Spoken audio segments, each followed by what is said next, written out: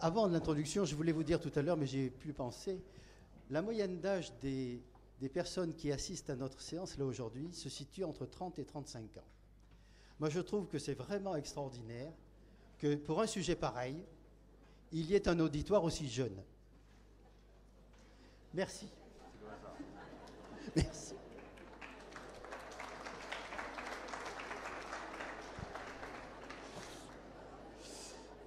Bon, alors, introduisons la journée maintenant.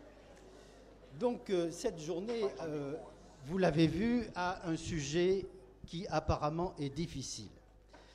On va plonger dans un monde inconnu, et on va plonger dedans avec Anthony Fornes, philosophe, qui va nous introduire à sa manière ce sujet.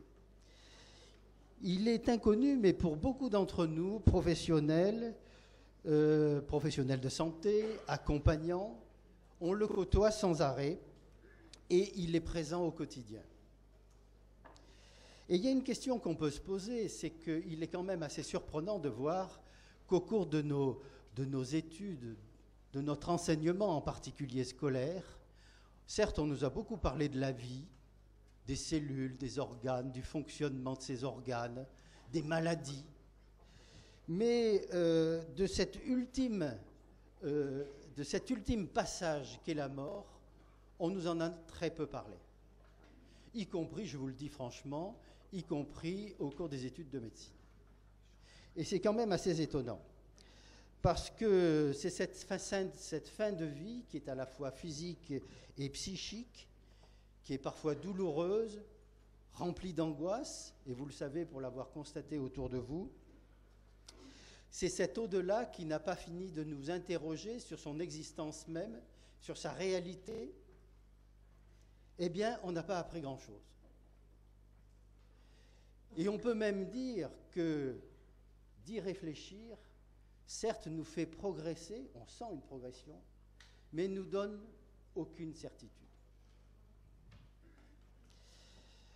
Malgré cela, nous côtoyons et nous essayons de vivre cette mort avec l'autre mourant, puisque pour beaucoup d'entre nous, c'est notre fonction.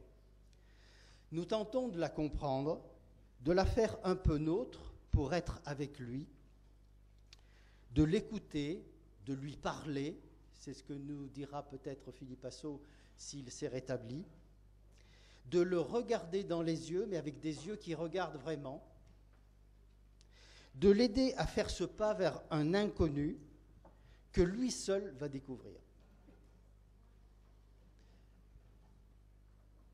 Car enfin, comment partager avec l'autre cette grande inconnue qu'est la mort, sinon à travers une présence, une main tendue et des questions, bien sûr, qui pour la plupart resteront sans réponse. Et nous verrons cela avec Christian Dacheville. Et pour moi vivant, la mort ne peut être que celle de l'autre, que je peux essayer de percer, de percevoir, mais que je ne connais pas. Elle ne peut m'être qu'étrangère puisque je ne l'ai pas vécue. Et pourtant, je dois la vivre avec lui.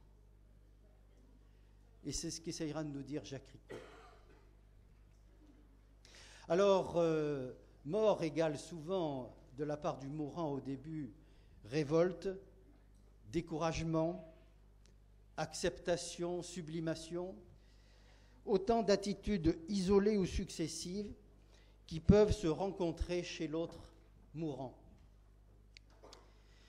Bien sûr, la mort de l'autre me renvoie pour partie à ma propre mort. Alors moi, ma mort,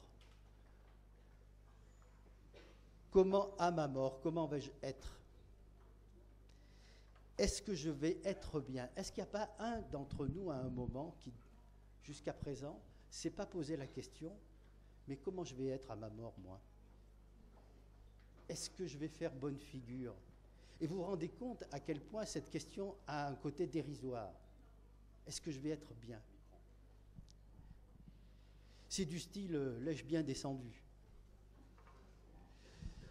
Enfin, la mort est-elle l'image de nous-mêmes? Est-ce qu'elle est le miroir de notre vie? Est-ce qu'elle donne son vrai sens à notre vie? eh bien c'est là que peut-être se trouve l'explication, ou une partie de l'explication, de cette quête, voire de ce besoin spirituel que nous décrira Daniel Leboul, que beaucoup expriment à leur manière au cours de ce dernier passage dont nous parlera Pierre Lecause. Alors, vous l'avez compris, j'ai essayé de vous faire la synthèse de la journée tout entière et chacun des conférenciers abordera ces thèmes les uns après les autres à travers les mots-clés que j'ai ainsi cités. Pour terminer, je souhaitais retranscrire le passage d'une lettre adressée par un ami psychiatre quelques semaines avant sa mort pour cancer du foie. Écoutez ce qu'il écrivait. Quand on fait le bilan de sa vie, on se met sérieusement en question. Qu'ai-je fait de ma vie?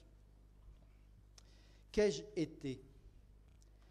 Découvrir qu'on a été et qu'on est porté par l'amour des autres, qu'on est aimé, suffit à effacer tout le négatif, le passif, le contestable et permet de se réconcilier avec soi-même, de consentir à ce que l'on est.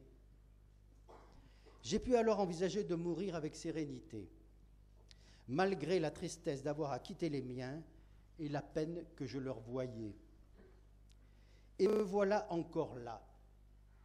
Je vis, en sursis sans doute, mais qui ne l'est? Je vis et je jouis de cette vie. Je goûte tous ces instants qui me sont donnés comme autant de cadeaux, conscient à la fois de leur prix et de leur précarité. Et pourtant, j'avais naïvement pensé que dans cette survie, ce supplément de vie qui m'est accordé, j'allais être un homme renouvelé, trempé par l'épreuve, plus ouvert, plus sage, sachant faire la part de l'essentiel et de l'accessoire. Et je me découvre, hélas, tel que j'ai toujours été, avec les mêmes défauts, les mêmes faiblesses, les mêmes impatiences, toujours englué dans ma condition de primate ordinaire. Je peux me poser alors la question, pourquoi vivre plus avant, si c'est pour vivre comme avant? La maladie n'est que le rappel ponctuel, répété, que notre vie a ses limites. Et nous, nos carences inesquivables. Et c'est cette vie-là que nous avons à vivre. Cette vie-là que j'ai envie de vivre, que j'aime vivre, peut-être justement parce que je sais qu'elle touche à sa fin. Voilà, je vous remercie.